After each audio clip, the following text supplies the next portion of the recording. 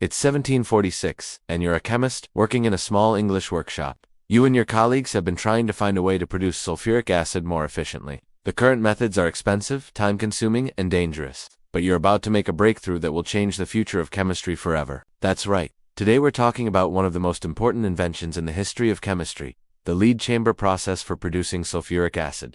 Before we get into the details, let me ask you this. Did you know that before 1746, sulfuric acid was so expensive to produce that it was considered a luxury chemical? It was used in small quantities for things like dyeing textiles and cleaning copper, but its use was limited due to the high cost and low supply. But all that was about to change. Enter John Roebuck, an English inventor and businessman who was looking for ways to improve the production of sulfuric acid. At the time, the most common method was the burning of sulfur, which was not only inefficient but also produced low-quality acid. Roebuck wanted to find a better way, and he did. In 1746, Roebuck and his partner, George Wright, patented a new process for producing sulfuric acid that was more efficient and cost-effective. They called it the lead chamber process, because it used lead chambers to collect and purify the acid.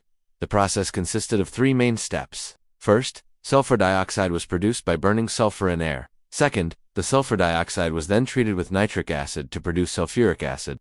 And third, the sulfuric acid was purified by distillation. But that's not all. Roebuck also came up with a way to recycle the waste products from the process, which made it even more efficient. The result was a huge improvement in the production of sulfuric acid. In fact, it is estimated that sulfuric acid production increased by over 300% in just a few decades after Roebuck's invention. This had a major impact on the chemical industry and society as a whole. For example, sulfuric acid is used to make fertilizers, explosives, dyes, and pigments, and it's also used in the refining of metals like copper and zinc. With the increased production of sulfuric acid, these industries could grow and develop new products. So there you have it, the story of how a simple lead chamber changed the world. If you'd like to learn more about the history of chemistry, stay tuned for more updates.